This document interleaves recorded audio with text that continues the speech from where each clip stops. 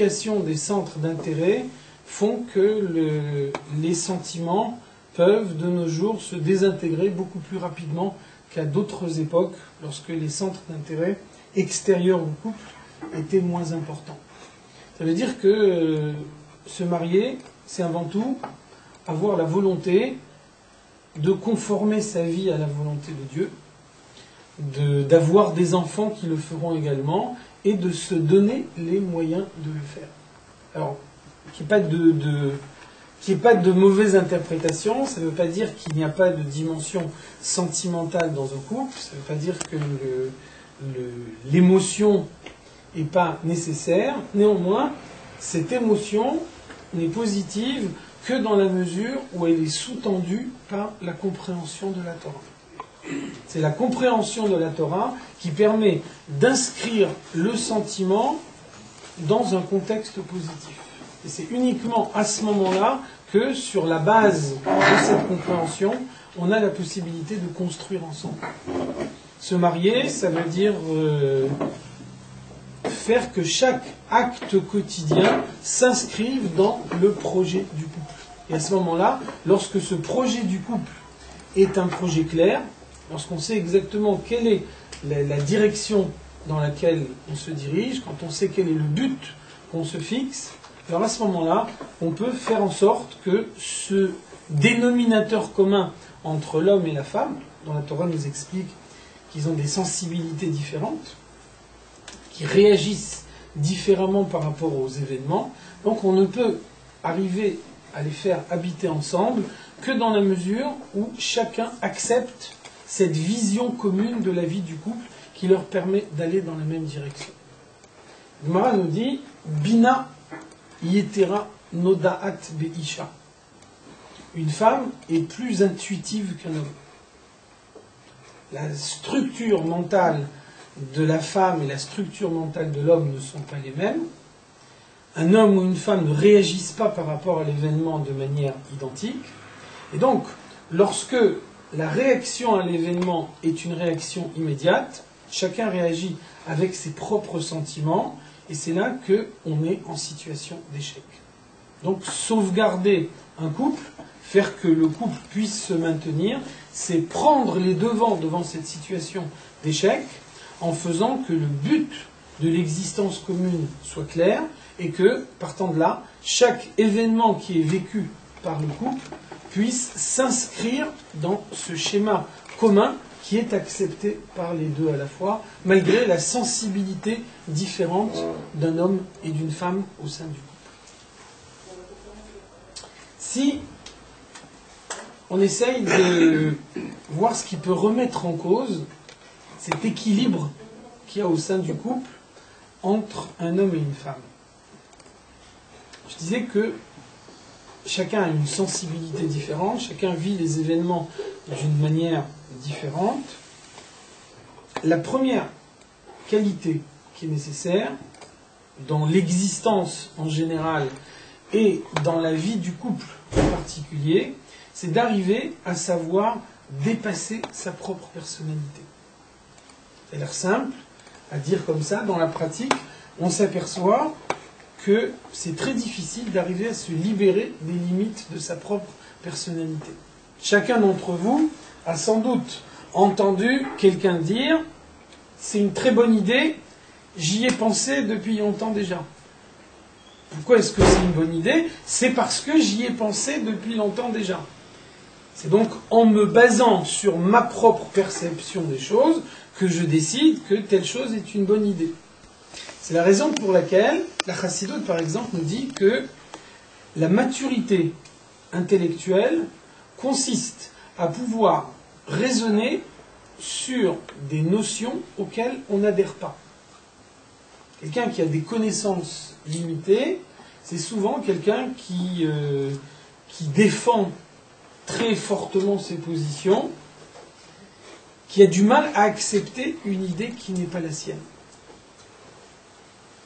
La maturité intellectuelle consiste à pouvoir discuter également une idée qui n'est pas la sienne.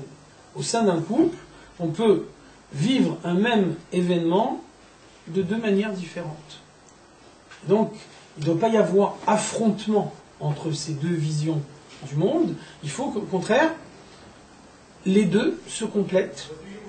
Parce que la sensibilité de l'homme et de la femme font que chacun est peut-être plus réceptif à d'autres éléments, et donc les deux ensemble peuvent se compléter pour pouvoir, sur l'ensemble de l'événement, avoir une vision qu'autrement ils n'auraient pas si chacun regarde les choses uniquement de son côté. La conséquence directe, c'est que lorsqu'on campe fermement sur ses positions, lorsqu'on a une idée dans la tête et qu'on reste sur son idée, eh bien il arrive un moment où on n'entend plus l'autre. Et donc le message qui est envoyé par l'autre n'est pas reçu parce qu'on cesse de parler le même langage.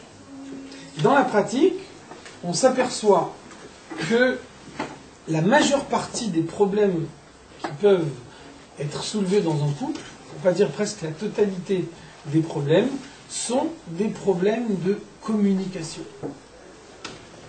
C'est-à-dire que un message qui est lancé par la femme n'est pas capté par l'homme de la manière dont il l'a lancé, dont la femme l'a lancé. Inversement, ce que l'homme dit n'est pas perçu par la femme de la manière dont l'homme l'a dit.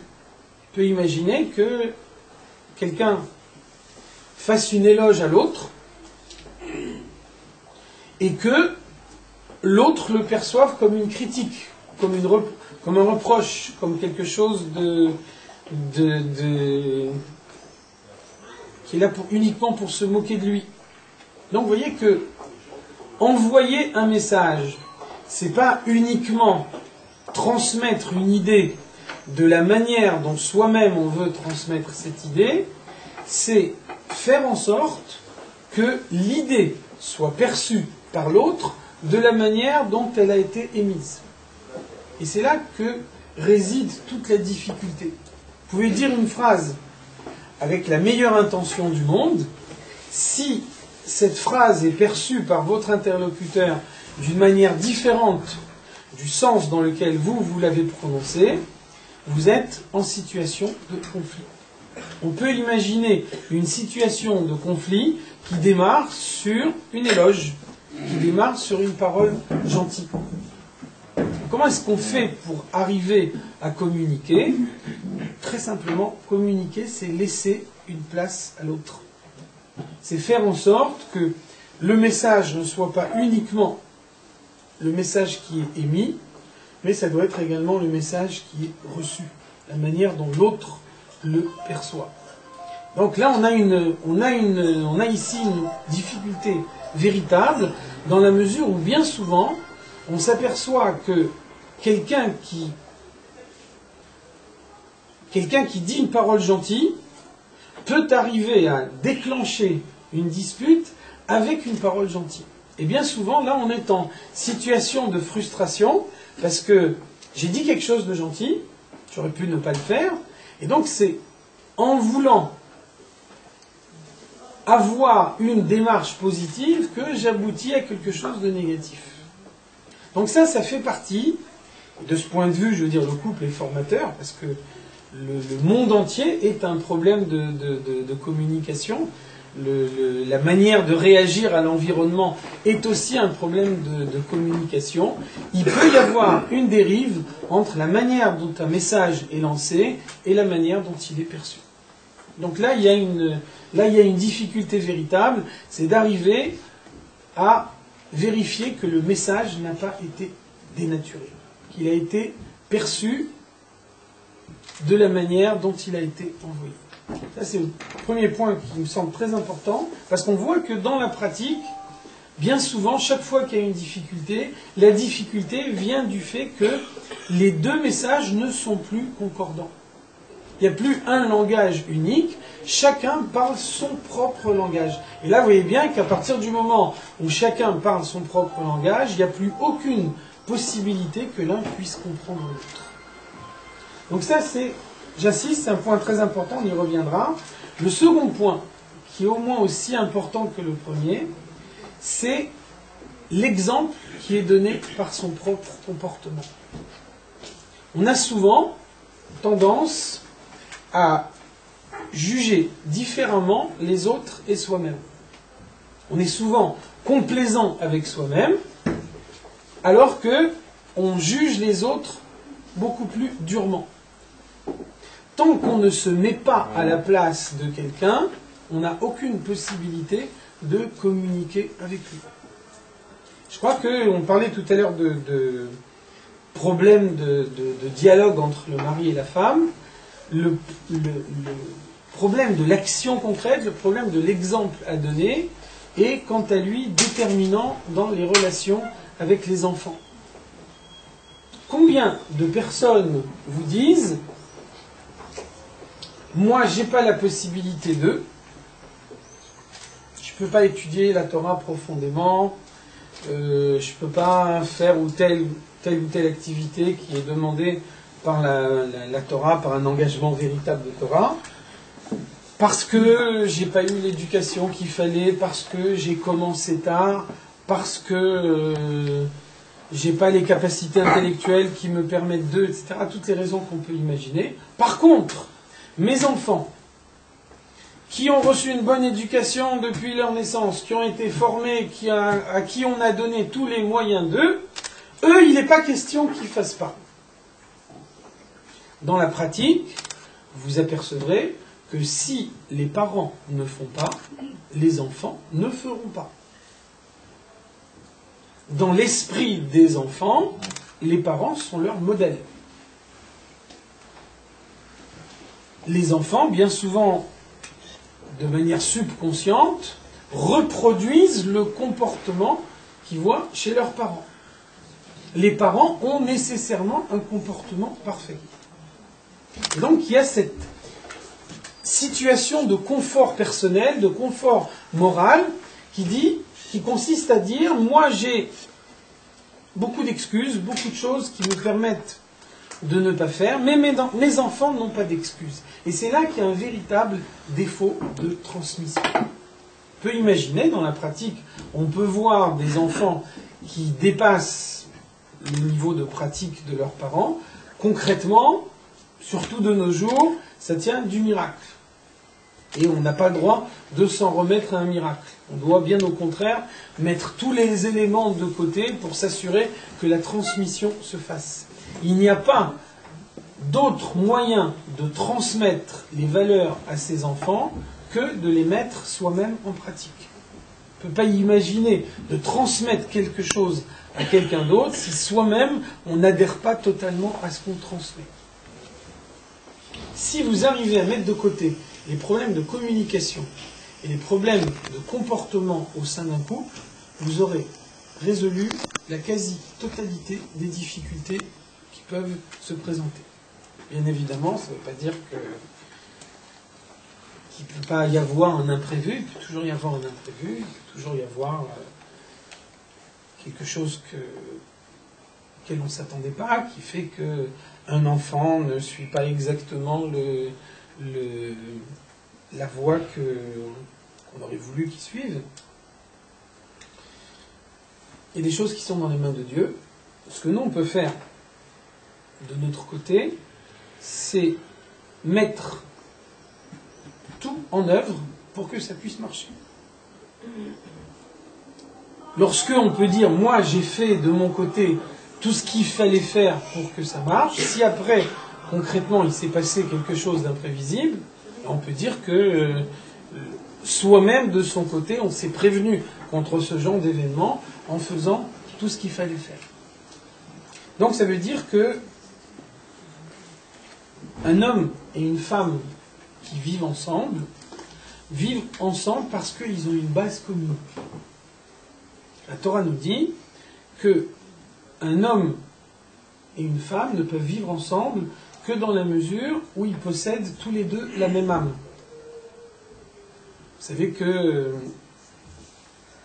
il y a 600 000 âmes dans le peuple juif, il y a plusieurs millions de juifs. Ça veut dire que plusieurs juifs partagent la même âme. Un homme ne peut se marier qu'avec une femme qui a la même âme que lui. S'il s'avère que ce n'est pas la même femme que lui, c'est effectivement une cause du divorce. Pas la seule cause du divorce, c'est une des causes du divorce. Il peut y avoir une erreur. Deux âmes qui s'unissent alors qu'elles ne font pas partie de la même âme, là nécessairement il y aura incompatibilité d'humeur. Pas de possibilité de vie commune entre deux personnes qui n'ont pas la même âme. Ça veut dire qu'à partir du moment où on accepte l'idée que l'homme et la femme qui vivent ensemble ont la même âme, cette âme commune leur donne la possibilité d'avoir un projet commun. Un projet commun ne signifie pas une vision identique. Il est normal, il est légitime qu'un homme et une femme n'observent pas la réalité de manière identique. D'abord, chacun a sa propre personnalité. Ensuite, de façon générale, les hommes et les femmes ne raisonnent pas de la même façon. Et la Gemara nous dit En deoten shavot, les gens n'ont pas les mêmes idées. Et ensuite, la Gemara nous dit En partsufehen shavot, les visages ne sont pas identiques. Et ensuite, la Gemara explique En partsufehem shavot mipne she'en deotehen shavot. Pourquoi est-ce que les visages des hommes sont différents? C'est parce que le visage est l'expression extérieure des opinions de chacun. Parce que chacun a des opinions différentes, alors on voit qu'il n'y a pas une personne qui ressemble exactement à une autre personne. Donc les différences entre les personnes, les divergences d'opinion sont naturelles. Elles sont inhérentes à la personnalité humaine. Il faut en déduire qu'une divergence d'opinion n'est pas nécessairement synonyme de heurts, de disputes, de collisions.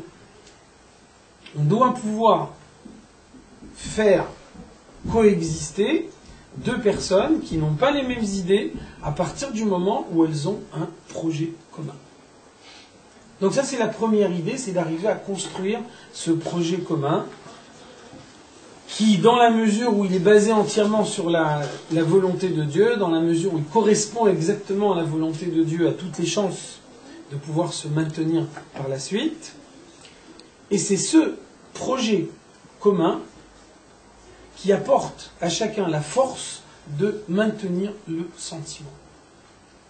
Le sentiment doit être alimenté par la conscience de l'avancement quotidien. Le sentiment doit être renforcé par le désir de construire quelque chose ensemble. Un sentiment dans l'absolu ne veut rien dire. Non seulement un sentiment dans l'absolu ne veut rien dire, mais un sentiment qui n'est pas alimenté, un jour ou l'autre, disparaît. La Torah nous dit que lors du passage de la mer Rouge,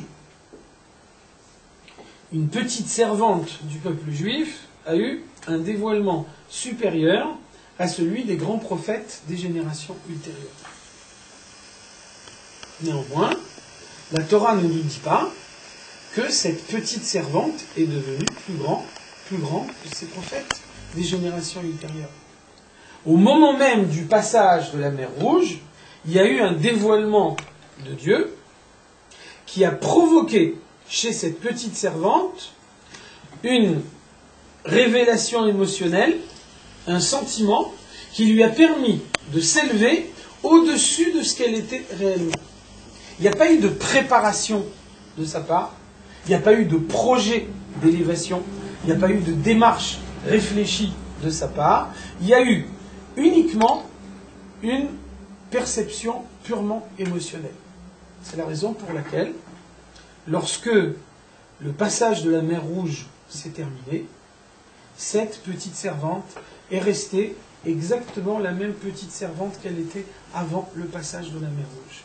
Et ce grand dévoilement qu'elle a eu est passé aussi vite qu'il est venu. C'est la caractéristique d'un sentiment, un sentiment qui n'est pas sous-tendu par une réflexion qui s'inscrit dans la durée, une réflexion dans laquelle on se fixe une direction, un sentiment est par nature éphémère. Donc se marier, ça veut dire vouloir construire, ça veut dire être conscient que la famille est le maillon de la chaîne qui nous attache à nos ancêtres et qui nous donne la certitude que le judaïsme continuera à se perpétuer.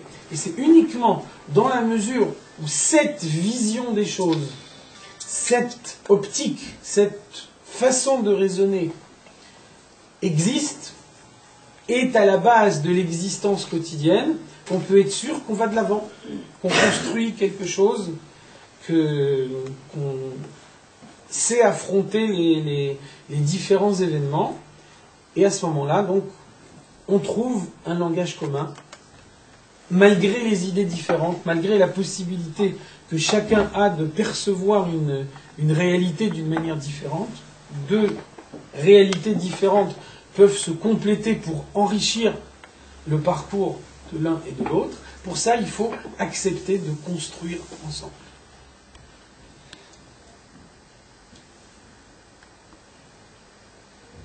Lorsque on est confronté à une divergence de perception, alors le mieux c'est d'en parler. Et on s'aperçoit que dans la pratique, arriver à en parler, c'est difficile. Bien souvent, on le fait plus facilement en présence d'une tierce personne. Alors pourquoi est-ce que dans la pratique, une tierce personne peut aider ? Lorsque un homme observe sa femme, lorsqu'une femme observe son mari, ils observent leur personnalité dans sa globalité. C'est-à-dire que, excusez-moi, c'est-à-dire que vous ne pouvez pas limiter votre mari ou votre femme à ce qui se passe juste en face de vous. C'est obligé de le replacer dans le contexte global de votre existence quotidienne. Et ça fait que une vérité que votre mari ou que votre femme vous donnera sera atténuée par le contexte de la vie quotidienne. Vous aurez des difficultés à accepter une vérité venant de lui ou venant d'elle, alors que la même vérité venant d'une tierce personne vous paraîtra beaucoup plus évidente parce que vous ne connaissez pas cette tierce personne et parce que vous ne cherchez pas à replacer dans un contexte l'idée qu'elle vous transmet et vous voyez l'idée elle-même. Dans les mots de la Torah, ça veut dire que chacun a un Yetzer Tov et un Yetzer Hara, et puis il y a aussi un Yetzer Tov et un Yetzer Hara du couple. Une possibilité de...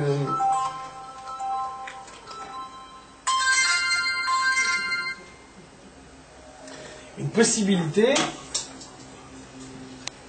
que le couple dévie dans un sens ou dans l'autre. Le Yetzer Hara est un Yetzer Hara personnel. Le Yetzer Hara d'une personne ne cherchera pas à faire du mal à une autre personne. Lorsque vous faites intervenir une tierce personne, vous avez la certitude, sauf si vous vous adressez à quelqu'un qui vous veut réellement du mal, vous avez la certitude, en vous adressant à une tierce personne, qu'il ne vous parle qu'avec son Yetzer Tov, qu'avec le penchant vers le bien qu'il porte en lui. Donc c'est une des possibilités qui est offerte à un couple. C'est pour ça qu'une démarche traditionnelle consiste à aller voir un rave, à solliciter le conseil d'un rave. Vous avez la certitude, lorsque vous interrogez une autre personne, qu'il vous parle uniquement avec l'aspect de bien qu'il a en lui. Et donc cet aspect de bien, finalement, il vous apporte peut-être pas quelque chose de nouveau. Peut-être que le mari ou la femme pourrait dire la même chose. Et dans la pratique, parce que c'est dit de quelqu'un qui ne vous dit que ça, vous le recevrez beaucoup plus profondément. C'est la raison pour laquelle le rabbi nous dit que une personne est mal placée pour pouvoir influencer un membre de la famille. Si un enfant de la famille s'écarte du droit chemin, on s'aperçoit que dans la pratique, quelqu'un d'autre que ses parents sera beaucoup mieux placé que les parents lui-même pour pouvoir lui parler. La raison est exactement la même. Un enfant qui est en conflit avec ses parents juge ses parents à travers ce conflit. Lorsque ses parents cherchent à lui faire passer une idée, il ne peut recevoir cette idée que par le prisme du conflit. Et donc, aussitôt, l'idée est atténuée.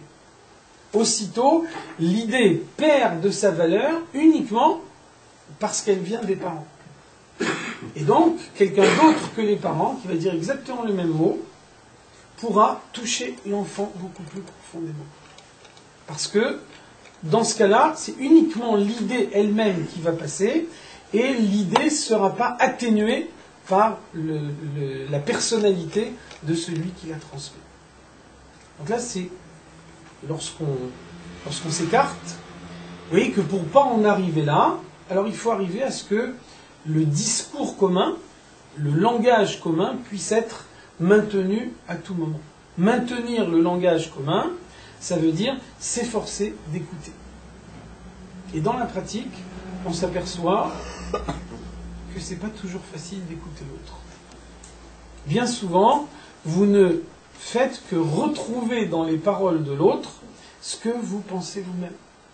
À partir du moment où vous retrouvez votre propre discours dans le discours de l'autre, vous cessez de l'écouter, donc vous ne le comprenez plus, et donc il n'y a plus de dialogue, il n'y a plus à ce moment-là que deux monologues, et les deux monologues, un jour ou l'autre, vont aboutir à une dispute.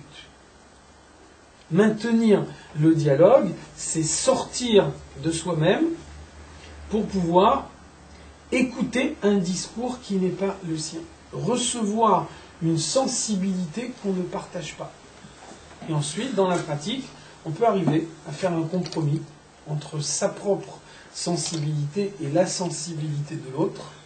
Et donc, de cette façon-là, arriver à maintenir le cap pour que le fonctionnement du couple soit maintenu.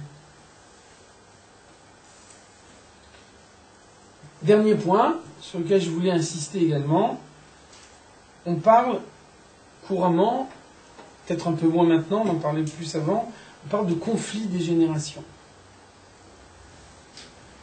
Le conflit des générations, c'est en fait une divergence entre le projet des parents et le projet des enfants. Il ne peut y avoir divergence entre le projet des parents et le projet des enfants que dans la mesure où les parents ont montré aux enfants que leur projet ne les concernait pas. Lorsque les enfants arrivent à se retrouver dans le projet des parents, là il y a un projet commun, et là il ne peut plus y avoir de conflit entre les générations. C'est la raison pour laquelle le dialogue doit être maintenu, il doit y avoir un échange qui permet de sortir de soi-même, de façon à proposer toujours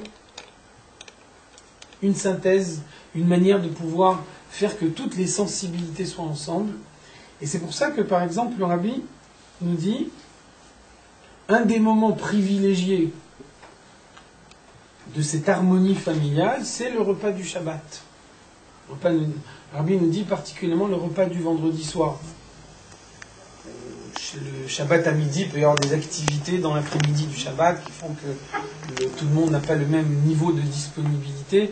Ce n'est pas le cas en général le vendredi soir. Donc on a besoin de moments où la famille se retrouve et où dans le cadre familial, on arrive à avoir cet échange qui permet de maintenir le projet commun. Tant que le projet commun est maintenu, à ce moment-là, on peut aller de l'avant parce qu'on sait que il y a un cadre de référence.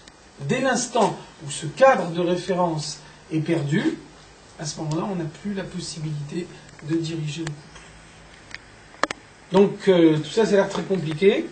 Dans la pratique, Dieu nous le demande Si Dieu l'attend de nous, ça veut dire que nous en avons les forces.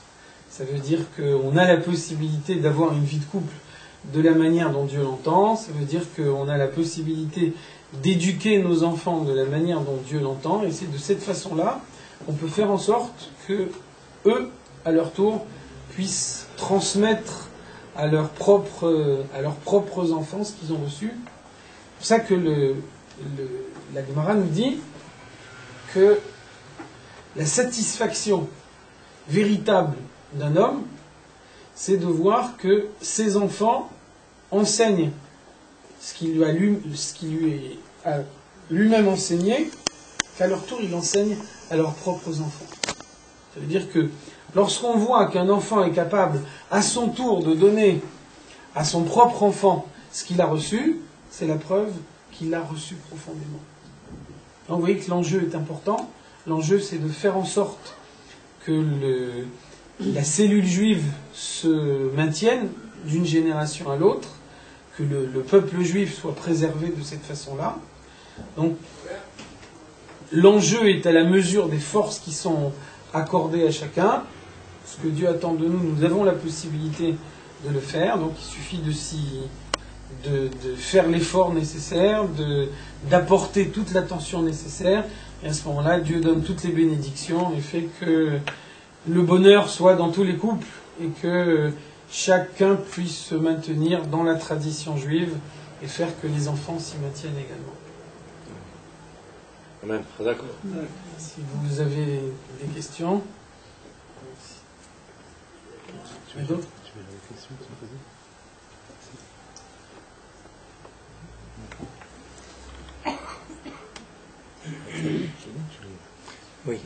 Oui, ici il y a une question. De quelle façon je dois transmettre à mes enfants les valeurs de la Torah et leur demander d'accomplir les mitzvot, bien que mon niveau de pratique religieuse et celui de mon mari n'est pas toujours ce qu'il devrait être, étant donné que cela ne fait que quelques années que nous nous sommes rapprochés du judaïsme grâce au Lubavitch. Voilà, c'est une question qui a été posée depuis Paris. Alors moi je dirais que la question, elle a le mérite de la clairvoyance. Ça veut dire qu'effectivement, l'analyse est très claire. Hein. Lorsque on n'a pas soi-même une adhésion totale, alors on a effectivement beaucoup de difficultés à transmettre aux autres. On peut difficilement transmettre une idée à laquelle soi-même on n'adhère pas totalement. Moi, je ne crois pas que ce soit possible de pouvoir éduquer un enfant en lui disant, tu vois, moi je fais pas tout, mais toi tu dois faire tout.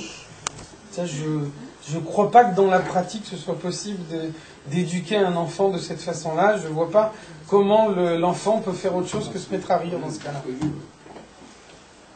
Très bien. Une autre question. À combien un homme doit-il répondre aux exigences de sa femme sans atteindre un niveau auquel elle pourrait ainsi tout le temps profiter, entre égalité et shalom bayit?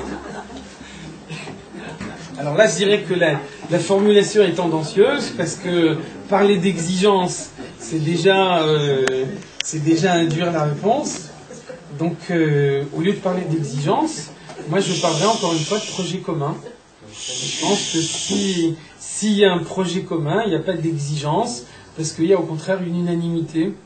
Et si on a réellement l'intention de construire quelque chose, alors à ce moment-là, il n'y a pas de raison de ne pas arriver à l'unanimité. Donc il n'y a pas de raison d'avoir des exigences d'un côté par rapport à l'autre. Ça veut dire ce qu'on dit dans Pirkei Avot, Atar Besicha avec Maïcha, il peut beaucoup parler avec sa femme. La Mishnah explique Beishto Amro, parle de sa femme. Il peut être présent avec la femme de son ami. Qu'est-ce que ça veut dire? Alors qu'est-ce que ça veut dire? Qu'est-ce que ça veut dire de attarder, on dirait que ça veut dire que tu dois ne pas parler beaucoup avec la femme. Et si ta femme parle beaucoup avec toi, est-ce que tu dois rester jusqu'à... Alors qu'est-ce que ça veut dire? Est-ce qu'ici il y a aussi un target? Qu'est-ce que ça veut dire? Ça veut dire que les paroles inutiles, elles ont un effet pervers. Il y a un effet pervers des paroles inutiles, c'est que les paroles inutiles créent des problèmes inutiles. Ça veut dire que souvent on parle parce qu'il faut parler, on parle parce qu'il faut bien meubler, et donc finalement on arrive à parler de tas de choses dont on n'a pas besoin de parler. Et c'est en arrivant à parler de tas de choses inutiles qu'on arrive à se poser des tas de problèmes qui dans la pratique se posent même pas. C'est pour ça qu'il faut savoir sélectionner ses paroles, faire en sorte qu'une parole soit toujours une parole qui a un contenu. Je vais vous donner un exemple précis. Le rabbi refusait toujours de répondre à une question qui se posait sur un délai de plus de 3 mois. Ça veut dire que si j'ai une question immédiate, qui appelle une réponse immédiate, parce que je dois prendre une décision immédiate, dans ce cas-là, la question est une question utile. Si je veux parler maintenant d'une question qui va commencer à se poser dans 3 mois ou dans 6 mois, je n'ai pas en main tous les éléments nécessaires pour pouvoir répondre à cette question. En 3 mois, a fortiori en 6 mois, il y a énormément d'éléments qui peuvent changer.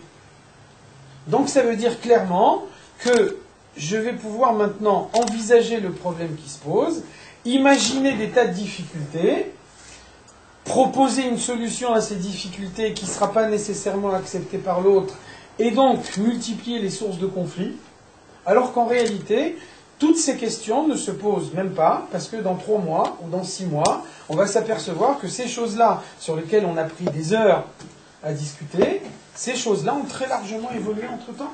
Et donc les conditions ne sont plus les mêmes. Donc vous voyez que une cause de conflit, ça peut être aussi le fait de faire tourner l'esprit à vide. On parle sans que les propos aient un contenu véritable. Et donc, effectivement, lorsque les propos sont inconsidérés, lorsque les propos ne s'appliquent pas à la réalité, alors il n'y a pas de raison qu'on tombe juste. Des fois, on peut tomber à côté. Donc là, effectivement, là, il peut y avoir conflit. Mais c'est l'histoire, on dit que le Noda Biouda c'était le Rav de Prague. Et il avait beaucoup d'ennemis, beaucoup de gens qui souhaitaient sa chute. Et donc une fois, quelqu'un est venu lui poser une question, et puis il a répondu d'une certaine façon, et puis après, l'autre tout fier est venu avec un livre en disant « Tu vois, tu t'es trompé, regarde ce qui est écrit ici. C'est le contraire de ce que tu as dit. » Alors le Noda Biouda a dit « Si je me suis trompé, c'est que la question ne se pose pas concrètement. Moi, je suis le Rav de la ville, Dieu me donne la possibilité que quand il y a une question qui se pose concrètement, moi je donne la réponse, et la réponse, elle correspond à la réalité. Maintenant, si la question ne se pose pas réellement, et que c'est juste pour voir si je sais apprendre ou si je ne sais pas apprendre, là, à ce moment-là, Dieu, il n'a pas de raison de m'aider spécialement. Donc à ce moment-là, je suis comme tout le monde, je peux me tromper certaines fois. Donc ça veut dire que l'erreur, elle peut devenir possible dans ce cas-là, parce que les paroles étaient des paroles qui n'avaient pas de contenu réel. Donc il faut, c'est pas une limitation dans la parole, c'est une orientation de la parole dans le sens d'un véritable contenu. La parole, c'est une arme terrible.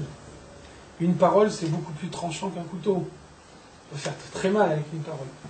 Donc il faut savoir utiliser les paroles à bon escient et surtout faire en sorte qu'elles aillent dans le sens où elles doivent aller. Uniquement.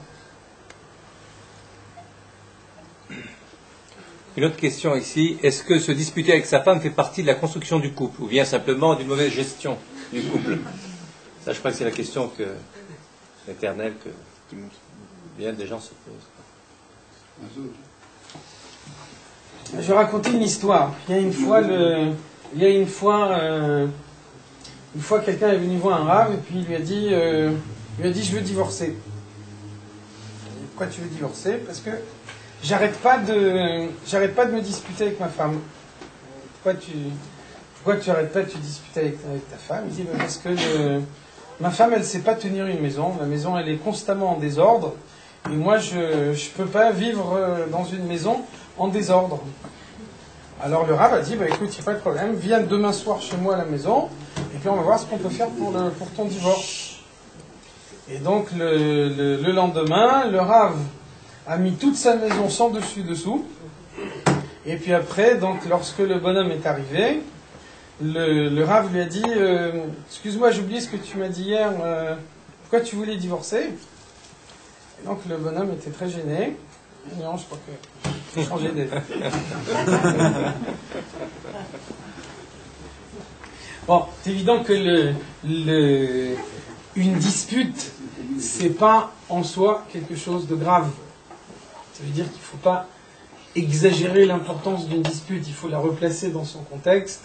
Il ne faut pas lui donner plus d'importance qu'elle peut en avoir. Ça veut dire que ce qui est important, ce n'est pas la dispute, c'est la sortie de la dispute.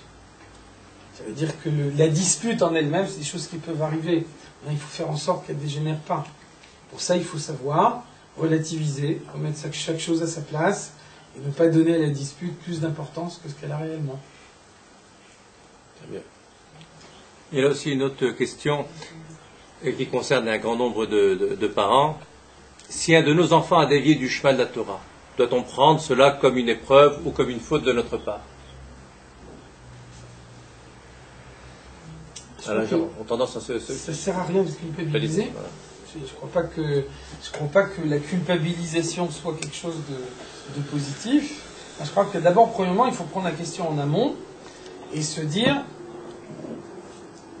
est-ce que je fais tout pour qu'il ne dévie pas? C'est ça, c'est ça la question véritable. La question véritable, c'est est-ce que tant que je peux faire quelque chose, je le fais réellement?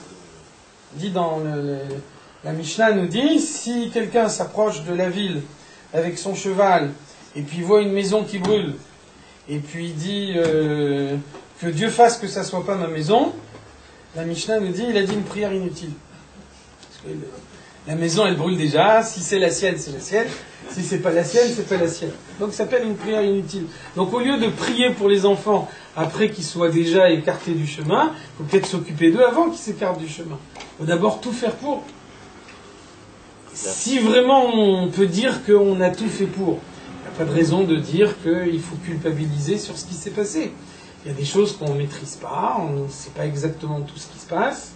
C'est évident qu'on doit tout faire pour essayer de ramener un enfant sur le droit chemin. Il ne faut pas non plus se dire que Dieu envoie une épreuve, ou que une épreuve, c'est une épreuve personnelle. Une épreuve, elle ne vient pas par l'intermédiaire d'une autre personne. Il ne faut pas imaginer que Dieu fait qu'un enfant s'écarte du chemin uniquement pour mettre ses parents à l'épreuve. Il n'y a pas de raison d'imaginer ça. Merci. Il y a encore une autre petite question qui chagrine un grand nombre de Chosrim Bitchouva. Comment insuffler l'aide cache-route au rabbi chez les jeunes dans une génération comme la nôtre? Les jeunes ont très mal connu, voire pas connu le rabbi, et encore moins vu le rabbi. C'est une question difficile, mais je crois que la réponse est toujours la même chose. Ça veut dire que l'attachement au rabbi des enfants, il dépend de l'attachement au rabbi des parents. C'est sûr que de ne pas pouvoir voir le rabbi physiquement, c'est un obstacle énorme et douloureux. Non, c'est clair que si les parents ont pour leur part un attachement indéfectible au rabbi, il y a toutes les chances de leur côté pour que ce soit la même chose pour les enfants. C'est sûr que toutes les vidéos, tout ce qu'on peut imaginer, ça remplace pas la réalité. Dans la pratique, on a les enseignements du rabbi, on a les directives que le rabbi nous a données, et surtout, avant tout, on a le comportement quotidien. Lorsque l'exemple du comportement quotidien est probant, alors encore une fois, on peut dire qu'on a mis de son côté toutes les chances nécessaires pour que les enfants puissent suivre également. Comment savoir si un couple partage la même âme ou non? En général, on le sait très vite. Avant, c'est une des raisons pour laquelle on demandait l'accord du rabbi pour pouvoir se marier. L'accord du rabbi, c'était la preuve que deux personnes échangeaient la même âme. Donc ça veut dire maintenant, on n'a pas la possibilité d'interroger le rabbi. Néanmoins, on sait que le monde entier est dirigé par la providence de Dieu.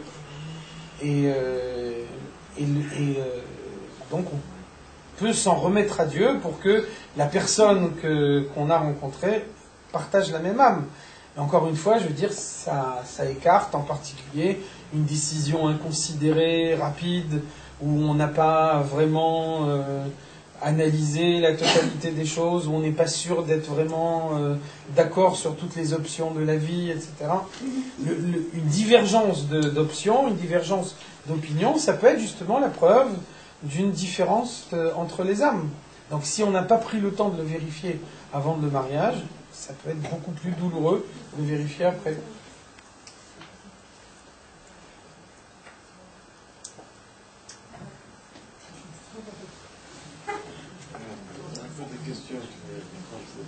Vous ne croyez pas que l'idée qu'on se fait de la vie à 18-20 ans, quand les jeunes se rencontrent, n'est pas la même que celle qu'on a à 40 et 50 ans, quand les gens ont tendance à divorcer? Heureusement. Heureusement que ce n'est pas le cas. Sinon, il n'y aurait pas beaucoup de gens qui se marieraient. Ça veut dire qu'à 40 ans ou à 50 ans, vous avez une personnalité beaucoup plus clairement formée. Et là, si on se marie à 40 ans, les conflits seraient beaucoup plus importants. Et Dieu merci, à 18 ans, à 20 ans, on est beaucoup plus malléable. Et ça permet que les deux caractères se forment ensemble. Je ne sais pas si vous voyez dans la pratique, un homme et une femme qui arrivent à un certain âge et qui ont vécu ensemble toute leur vie, finissent par se ressembler. Ça veut dire qu'on voit qu'ils ont des réactions identiques, souvent ils se ressemblent même physiquement. Ça veut dire que finalement, la vie commune, c'est un moyen de partager les choses ensemble. Et donc on partage beaucoup plus facilement quand on commence tôt, à un moment où la personnalité n'est pas encore entièrement formée, et où les deux peuvent se former conjointement. On évite beaucoup de difficultés de cette façon-là. Ça veut dire que nos ancêtres n'avaient pas nécessairement tort quand ils se mariaient très jeunes.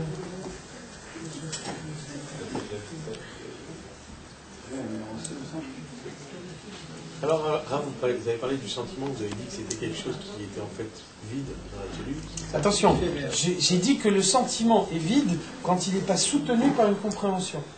Maintenant, j'ai bien dit que un mariage ne peut pas se maintenir s'il n'y a pas de sentiment. Un mariage, c'est pas uniquement une analyse intellectuelle. Hein? Un mariage qui est basé uniquement sur un raisonnement intellectuel, hein, c'est deux familles qui décident de s'unir ensemble parce que, etc., ça ne marchera pas non plus. Hein? Ça veut dire que le raisonnement, c'est ce qui vient en premier. Mais une fois que le raisonnement est là, une fois qu'on a pu vérifier des idées communes, un projet commun, ensuite, dans un second temps, le sentiment, il est nécessaire. S'il n'y a pas de sentiment, le mariage n'est pas viable non plus. Il faut qu'il ait deux. Seulement, lorsque c'est le sentiment qui vient en premier et qu'il n'y a pas eu dans un premier temps de réflexion, alors on n'a aucune garantie sur la pérennité de ce sentiment, alors que par contre, lorsque l'approche intellectuelle vient en premier et que le sentiment vient par la suite, là on a la certitude que le projet commun, il peut maintenir le sentiment. Et il se peut qu'on ait toutes les données au niveau de l'analyse intellectuelle et qu'après, au niveau du sentiment, il y a quelque chose qui ne passe pas. Et ça veut dire que dans ce cas-là, ça veut dire qu'on n'est pas fait l'un pour l'autre. Malgré tous les points communs qui sont absolument, bien sûr. Le mariage, ce n'est pas uniquement une analyse intellectuelle. C'est deux personnes qui doivent s'entendre. Je veux dire, l'aspect émotionnel, il est très fort. Alors qu'est-ce qu'il faut faire après justement cette analyse pour pouvoir après s'unir avec cette personne? Alors lorsque l'analyse est faite de la manière dont elle doit être faite, ensuite le sentiment, il vient ou il ne vient pas. S'il vient, c'est que c'est ça. S'il ne vient pas, c'est que c'est pas ça. Ça, on s'en aperçoit très vite. Il y a un temps pour ça ou... Non, il n'y a pas un temps. Ça doit venir automatiquement. Parce que ça doit venir après, avec le temps. Donc on n'est pas des grands partisans du coup de foudre, effectivement. Voilà. Ça veut dire qu'il faut effectivement un certain temps. Mais si, passé un certain temps ou un temps certain, on s'aperçoit qu'il n'y a aucun sentiment qui s'éveille, ça veut dire qu'il faut s'arrêter là. C'est évident, il ne faut pas aller plus loin.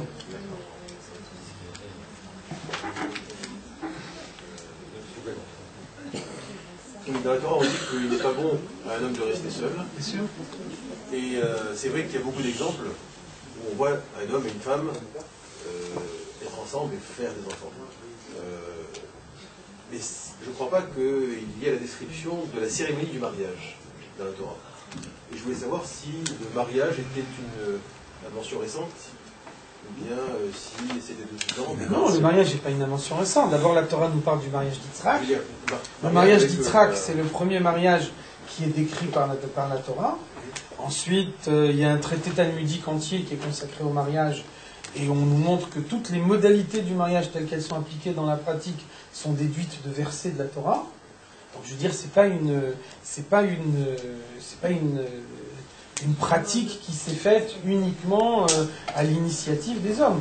Tout ce qu'on fait dans un mariage, dans le cadre d'un mariage juif, tout ça est fixé par les versets de la Torah. D'une manière très précise, nous savons exactement comment un mariage doit être fait pour être valable d'après la Torah. Il n'y a pas de pratique, il n'y a pas quelque chose qui s'est fait par la pratique concrète. C'est entièrement basé sur les textes.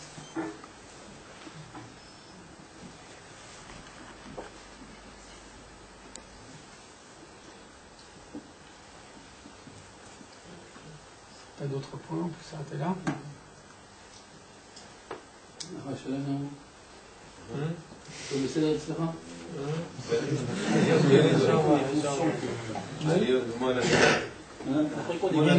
a encore une question là. Après votre conscience, vous avez dit que la tierce personne elle est là pour nous faire conscience que l'idée en vérité elle est vraie. Donc pourquoi on ne l'accepte pas de l'autre? Parce qu'on l'habille dans... Parce qu'on connaît tellement... Ça veut dire très simplement, si vous voulez, mon père me donne une claque. Hein? J'en veux à mon père parce qu'il m'a donné une claque. Si après mon père me dit ne traverse pas au feu vert parce que tu vas te faire écraser, j'ai tendance à croire qu'il me dit ça pour m'embêter. Même si c'est une vérité absolue, mais la marque cuisante de la claque sur ma joue fait que j'ai un a priori négatif sur n'importe quelle chose qu'il va me dire, tout simplement. Mais après être conscient. Ah, mais c'est pas donné à tout le monde d'être conscient. Que l'idée, elle est vraie en vérité. Alors, est-ce qu'on peut l'accepter après de notre... Ça demande un travail. Ça demande un travail et c'est pas évident. Ça peut s'accepter. Hein? Ça peut se faire. Même sans la encore une fois, ça demande un travail beaucoup plus important. Et c'est pour ça que, surtout quand on est dans une situation de conflit, on cherche à la résoudre. Ça veut dire qu'a priori, un fils qui est en conflit avec son père, on ne va pas attendre d'un fils qui est en conflit avec son père de faire le travail nécessaire pour accepter ce que son père lui dit. S'il le fait, tant mieux. C'est un fils et un père, mais enfin... S'il le fait, tant mieux, mais je veux dire, ce sera un cas exceptionnel. Donc l'urgence, c'est de le sortir du problème dans lequel il est, et donc de lui faire dire cette vérité que son père aurait pu lui dire, mais qu'il n'aurait pas accepté si elle venait de son père, lui faire dire cette même vérité par un de ses amis, par exemple. Et donc, vous voyez bien que dans la pratique, un enfant, son père va lui dire quelque chose, c'est non, systématiquement, alors que lorsque un ami lui dit la même chose, tout d'un coup, il le verra sous un autre angle. Vous êtes influencé dans l'idée que vous recevez par la personne qui vous transmet cette idée. Il y a par exemple, la Torah nous dit qu'un juge, pendant toute la période, tout le temps du jugement, il doit avoir un talit qui lui couvre la tête. Ça veut dire qu'il n'a pas le droit de voir les personnes qu'il est en train de juger. Pourquoi? Ça veut dire que vous avez deux personnes qui ont un conflit entre eux. Et puis les deux personnes se présentent au Beddin, et puis vous avez d'un côté un grand balafré, couvert de cicatrices, de tout ce que vous pouvez imaginer, et puis d'un autre côté vous avez un petit bonhomme chétif. Vous voyez bien qu'a priori on vous dit... il y en a un qui a attaqué un autre, vous avez un a priori en disant c'est le grand balafré qui a attaqué le petit chétif. Dans la pratique, c'est possible que le contraire soit vrai, vous n'en savez rien. Il n'empêche qu'à partir du moment où on vous dit il y a un conflit entre deux personnes, vous avez un préjugé positif pour le petit bonhomme chétif et un préjugé négatif pour le grand balafré. Ça veut dire que dans la pratique, on a beaucoup de difficultés à juger objectivement, et on a tendance à replacer dans un contexte facile qui consiste à dire le grand balafré il est toujours méchant et le petit chétif il est toujours gentil. C'est une simplification de l'esprit que chacun adopte. Donc ça veut dire que c'est très difficile de... C'est écrit Kabel Emet Mini Sheomro. reçoit la vérité de celui qui le dit. La Torah nous demande, mais dans la pratique c'est très difficile. Inconsciemment, on est toujours influencé par la personne qui parle. Quelqu'un que vous admirez beaucoup, qui vous dit une chose, vous ne le prenez pas de la même façon que si la personne qui vous le dit, vous ne l'admirez pas du tout, bien que c'est influencé par la personne qui vous le dit. Donc, c'est évident que si on s'adresse à un enfant qui est en situation difficile, on cherche à être le plus efficace possible.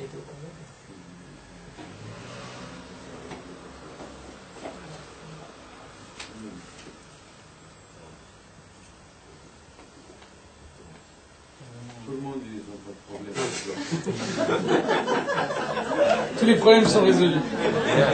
Alors si on doit faire un petit résumé,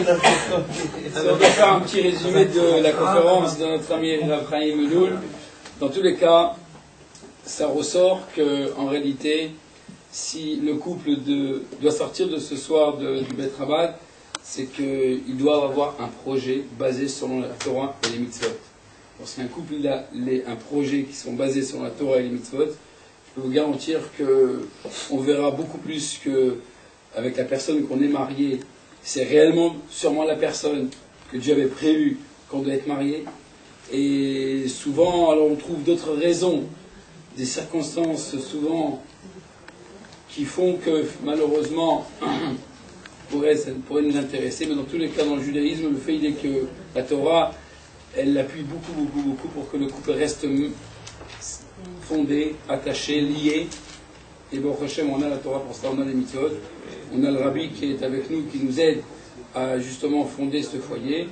Et évidemment, lorsqu'on a fondé, déjà commencé un foyer avec des enfants, nous sommes responsables de l'avenir de nos enfants. Donc il est important pour nous de ne pas lâcher le bateau, mais malgré tous les vagues, eh bien il faut bien tenir fort. Et ben au Hachem, c'est sûr que des conférences comme ça pourront nous aider à mettre notre couple. Je remercie encore notre ami le Rav Chaim Meloul.